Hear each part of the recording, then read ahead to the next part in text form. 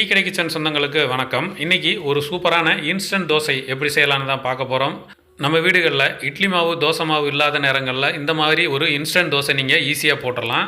இந்த இன்ஸ்டன்ட் தோசையில் இன்னொரு முக்கியமான விஷயம், இதுக்கு நம்ம அரிசி ஊற வைக்கணும் அரைக்கணும்லாம் தேவையில்லை. பருப்புகளாக சேர்த்து இன்றைக்கி நம்ம ஒரு சூப்பரான தோசை போட போகிறோம். இன்றைக்கி இந்த இன்ஸ்டன்ட் தோசையில் எப்பவும் போடுறது மட்டும் இல்லாமல் ஹோட்டல்களில் கொடுக்குற மாதிரி ஒரு கோன் மாதிரி ரெடி பண்ணி சூப்பராக ஒரு தோசை ரெடி பண்ண போகிறோம். அந்த கோன் தோசை எப்படி ரெடி பண்ணுறோம் அப்படிங்கிறதையும் இந்த வீடியோவோட கடைசியில் சொல்லியிருக்கிறோம். இப்போ இந்த தோசை செய்கிறதுக்கு ஒரு பெரிய மிக்சிங் பவுல் எடுத்துகிட்டு அதில் மெஷர்மெண்ட் கப்பில் ஒரு கப் அளவுக்கு பாசிப்பருப்பு சேர்த்துக்கிறோம். இதோட வெயிட் பார்த்தீங்கன்னா 200 கிராம் இருக்கும்.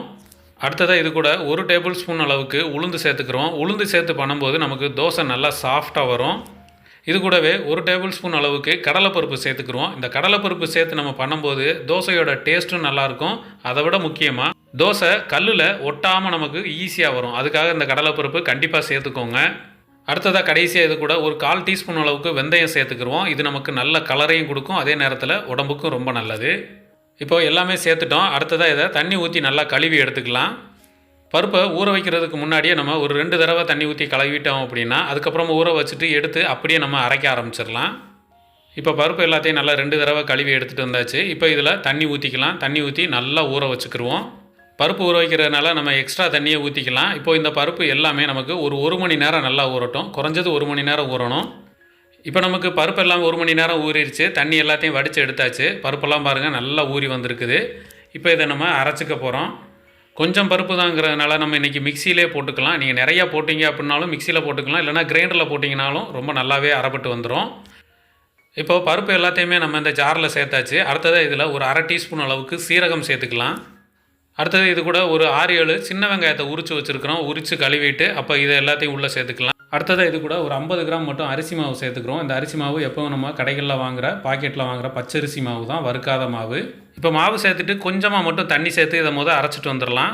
முதல்ல அதிகமாக தண்ணி சேர்த்துட்டோம் அப்படின்னா பருப்பு அரை விட்டு வராது. அதனால் கொஞ்சமாக மட்டும் சேர்த்து இதை அரைச்சி எடுத்துகிட்டு வந்துடுவோம். இப்போ அரைச்சி எடுத்துகிட்டு வந்தாச்சு. இப்போ இந்த தோசைக்கு தேவையான உப்பு ஒரு 3/4 டீஸ்பூன் மட்டும் சேர்த்துக்கலாம். இப்போ அடுத்ததாக கொஞ்சம் கொஞ்சமாக தண்ணி சேர்த்து இதை ஒரு தோசை மாவு பதத்துக்கு அரைச்சி எடுத்துகிட்டு வந்துடுவோம். இப்போ அரைச்சி எடுத்துகிட்டு வந்த மாவோட பக்குவம் பார்த்திங்கன்னா இந்த அளவுக்கு இருக்கணும். ரொம்ப பேஸ்ட் மாதிரிலாம் அரைக்க வேண்டாம், ஓரளவுக்கு இந்த மாதிரி இருந்தாலே போதுமானது. இப்போ நமக்கு மாவு தயாராகிடுச்சு. இதை அப்படியே அந்த மிக்சிங் பவுல்லேயே சேர்த்துருவோம். மாவை சேர்த்துட்டு ஜாரை கழுவி கொஞ்சமாக தண்ணி இதில் சேர்த்துக்கிடுவோம். சேர்த்துட்டு நல்லா கலந்து விட்டலாம். நல்லா நம்ம தோசை ஊற்றுற பக்குவத்துக்கு இந்த மாவை நம்ம ரெடி பண்ணிக்கிறணும். தண்ணி முன்ன பின்ன நீங்கள் பார்த்து சேர்த்துக்கோங்க. இப்போ நமக்கு மாவு தயாராகிருச்சு. இந்த மாவு ஒரு 1/4 மணி நேரம் நல்லா ஊறட்டும். அந்த கேப்பில் நம்ம இதுக்கு தேவையான ஒரு சூப்பரான சட்னி ஒன்று ரெடி பண்ணிட்டு வந்துடுவோம். இப்போ இந்த சட்னி பண்ணுறதுக்கு அடுப்பில் ஒரு பேன் வச்சாச்சு. அடுப்பை பற்ற வச்சு சூடாகிக்கிட்டு இருக்குது. இந்த நேரத்தில் ஒரு டேபிள் ஸ்பூன் அளவுக்கு மட்டும் எண்ணெய் சேர்த்துக்குருவோம். இப்போ இந்த எண்ணெய் நல்லா சூடாகி வந்த உடனே இதில் ஒரு 2 டேபிள் ஸ்பூன் அளவுக்கு மட்டும் கடலைப்பருப்பு சேர்த்துக்குருவோம். கடலைப்பருப்பு நல்லா இந்த எண்ணெயில் நல்லா பொரிஞ்சு வந்துடணும். கிட்டத்தட்ட ஒரு 3 நிமிஷத்துக்கு நல்லா பொரிச்சுக்கலாம். பருப்பு நல்லா பொரிஞ்சு வந்தால் தான் நமக்கு சட்னி நல்லாயிருக்கும் டேஸ்ட்டாக, இல்லைனா பச்சை வாசனை அடிக்குதும். அதனால் முடிஞ்ச வரைக்கும் நல்லா பொரிச்சுக்கிறணும். இப்போ பருப்பு இந்த அளவுக்கு பொரிஞ்ச உடனே இதில் 2 முழு பூண்டு எடுத்து அதில் இருக்கிற சின்ன பல்லுகளை மட்டும் உரித்து உள்ளே சேர்த்துருக்குறோம்.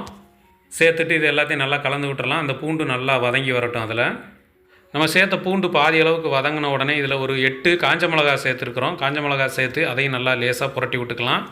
இந்த காஞ்ச மிளகா கரிகிற அளவுக்கு ஒரு 1 நிமிஷம் மட்டும் நல்லா கலந்து விட்டுட்டு அடுத்ததாக நம்ம தேங்காய் சேர்க்க போகிறோம். தேங்காய் ஒரு 1/4 மூடி தேங்காய் எடுத்து இதை சின்ன சின்ன பீஸுகளாக வெட்டி இதில் சேர்த்துக்குருவோம். நீங்கள் துருவி சேர்க்கணுனாலும் சேர்த்துக்கலாம். இப்போ நம்ம தேங்காய் சேர்த்துட்டு ஒரு 2 நிமிஷம் மட்டும் வதக்கிக்கலாம். ரொம்ப நேரம் வதக்கணும்னு அவசியம் கிடையாது.